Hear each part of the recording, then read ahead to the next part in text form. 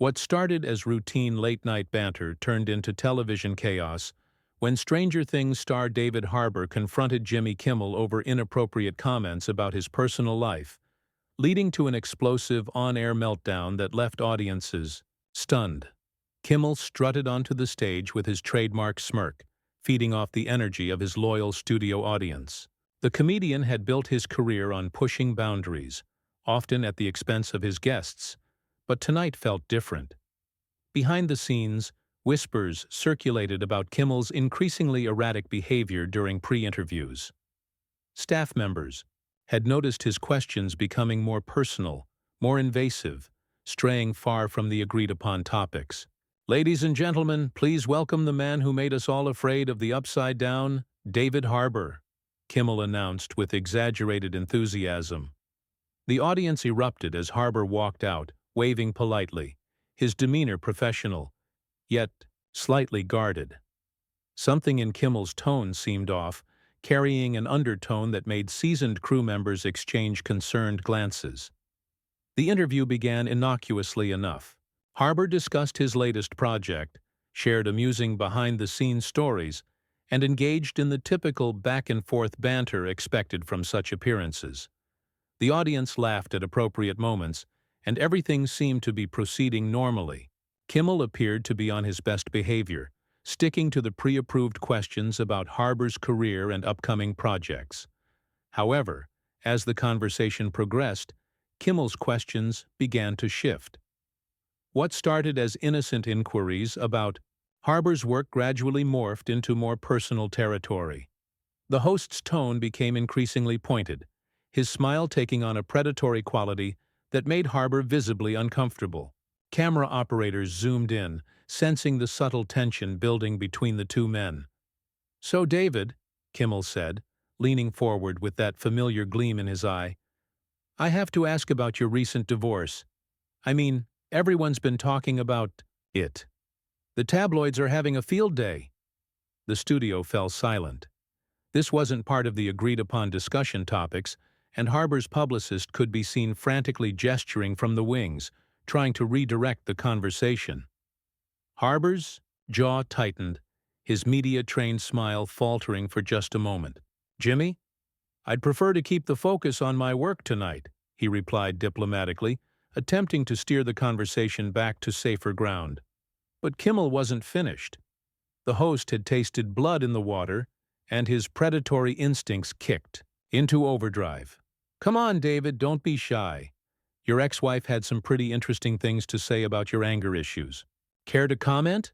Kimmel pressed, his voice dripping with false concern.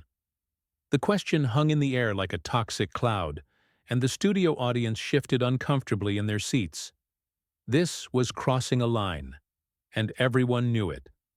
Harbour's hands clenched into fists on his lap, his knuckles whitening as he struggled to maintain composure.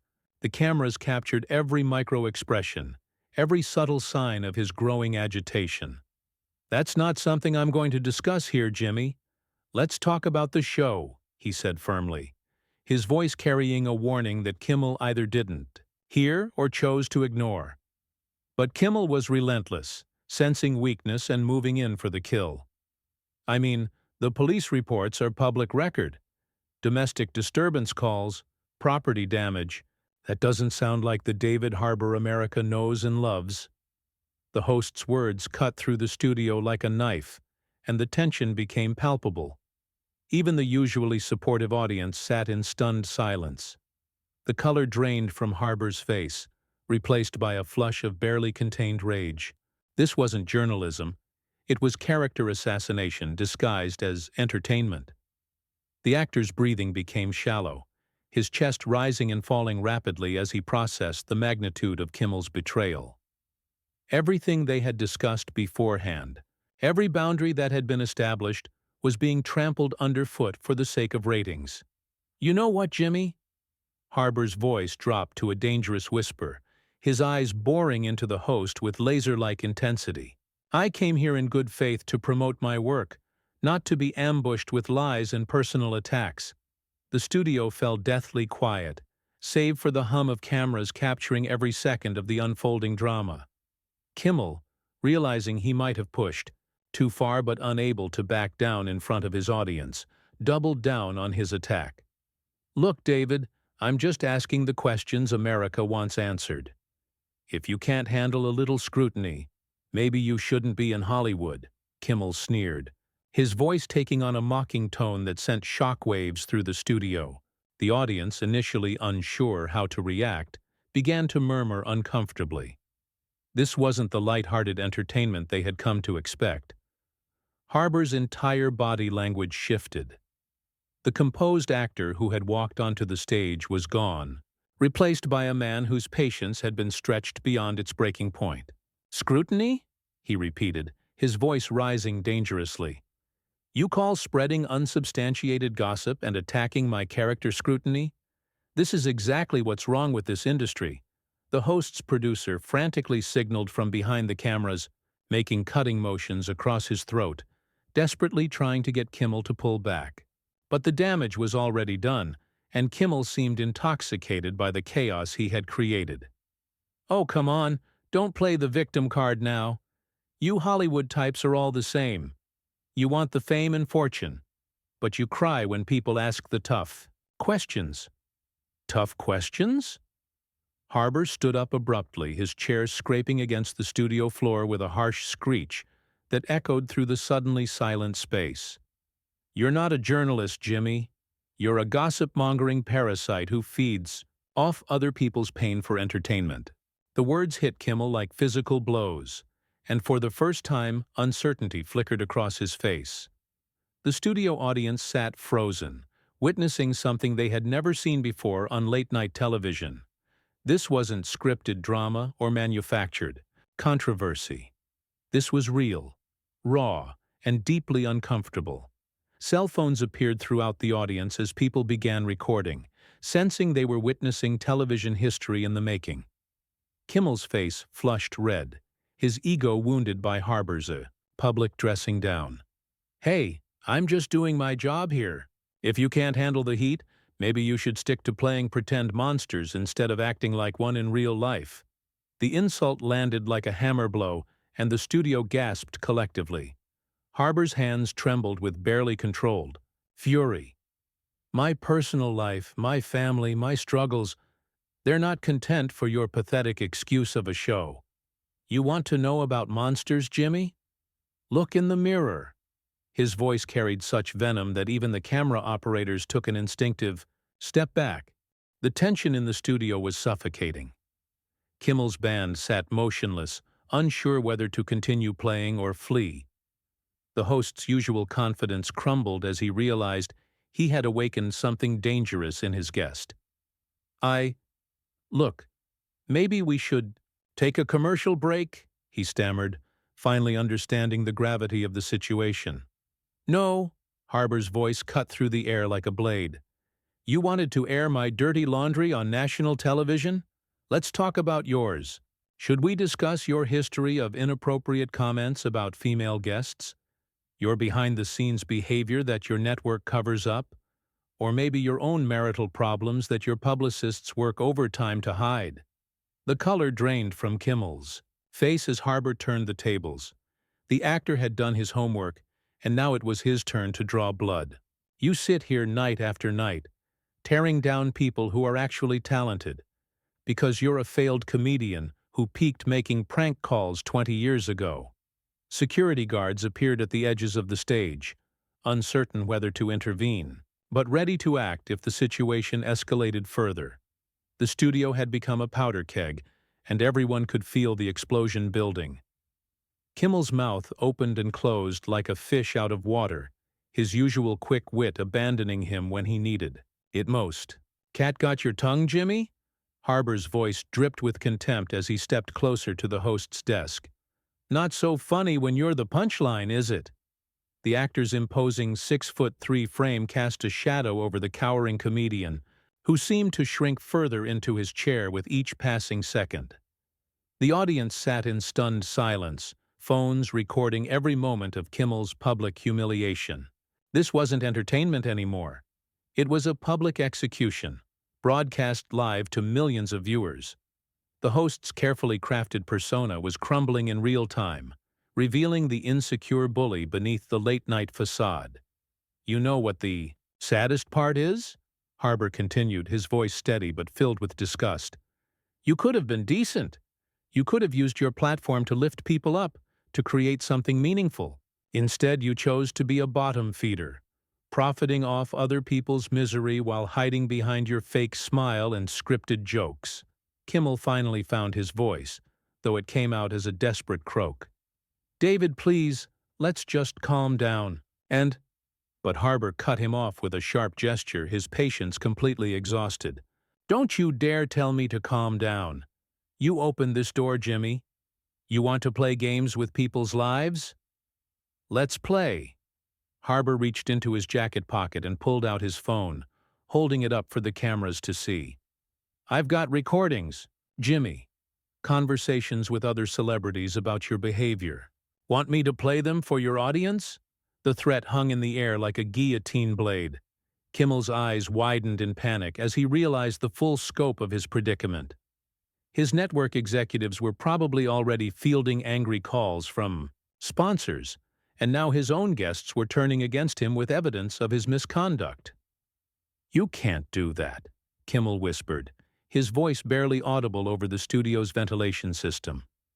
"Those are private conversations."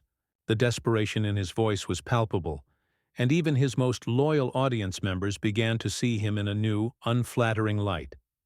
Harbour laughed bitterly. "Private? Like my divorce proceedings were supposed to be private?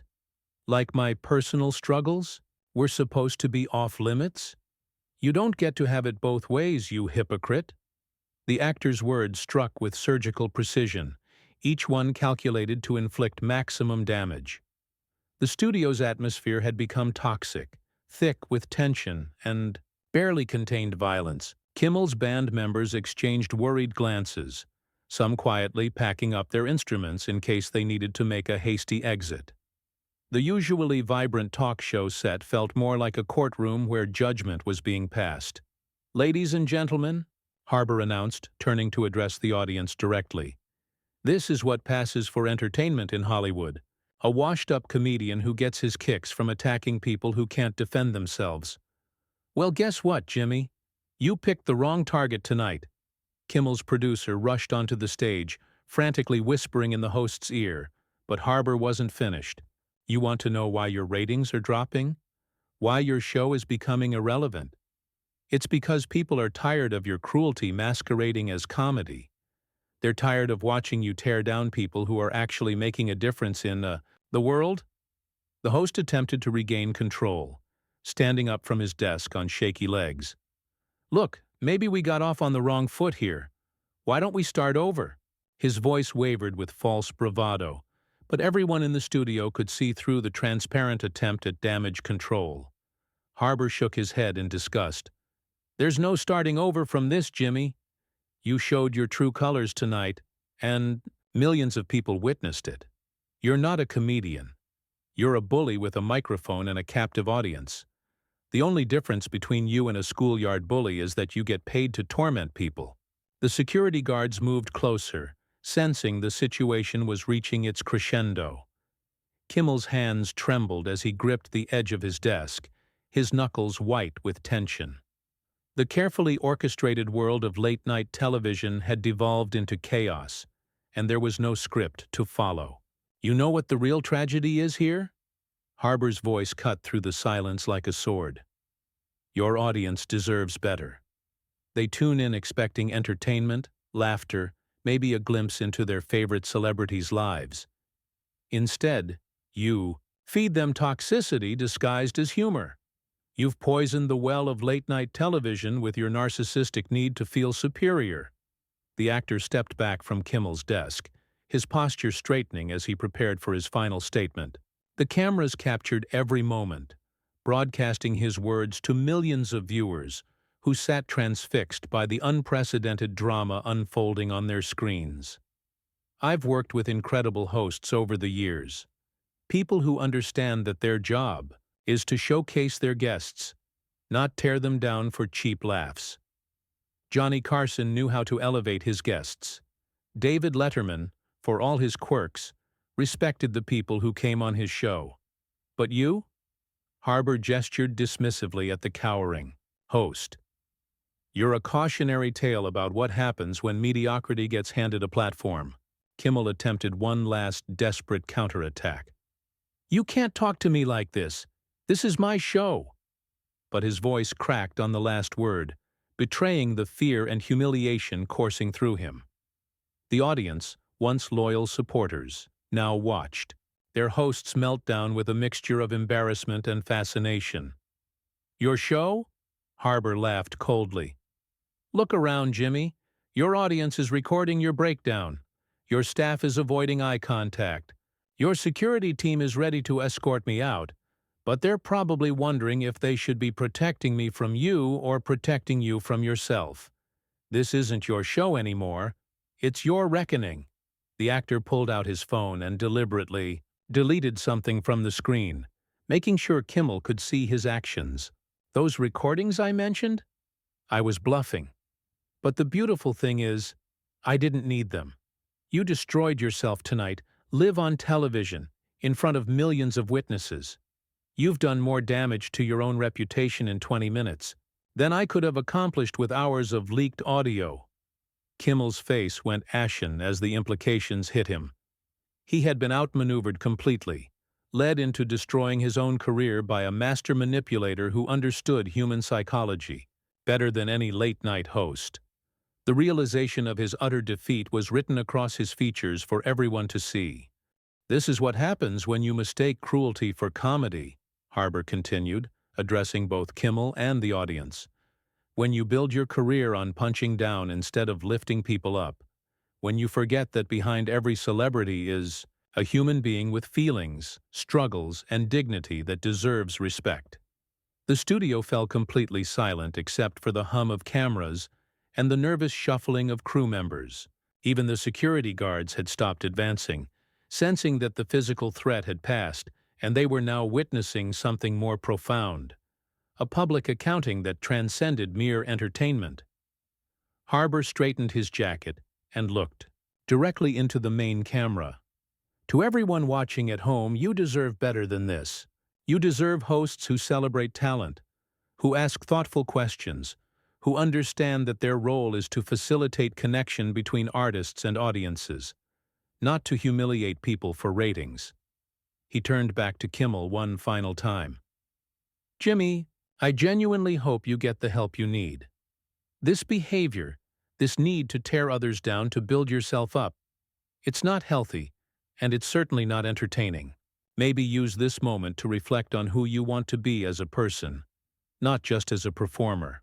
Without another word, Harbour walked toward the stage exit. The audience sat in stunned silence as the actor passed by their seats, his dignity intact, despite the chaos he was leaving behind. No one applauded, no one jeered.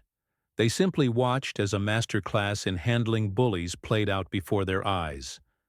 As Harbour reached the stage door, he paused and looked back at the devastated host. Oh, and Jimmy? Next time you want to ambush someone with personal attacks, make sure they don't have more dirt on you than you have on them. Because in Hollywood, everyone has secrets, but not everyone is stupid enough to broadcast their own. Destruction on live television. With that final devastating blow, David Harbour walked off the stage, leaving behind a broken host, a stunned audience, and a moment that would be replayed millions of times across social media. The confrontation had ended not with violence or security intervention, but with the complete intellectual and moral victory of a man who refused to be victimized by a bully with a microphone. Kimmel sat alone at his desk, the weight of his actions, and their consequences settling over him like a shroud, as his career crumbled in real time before a national audience.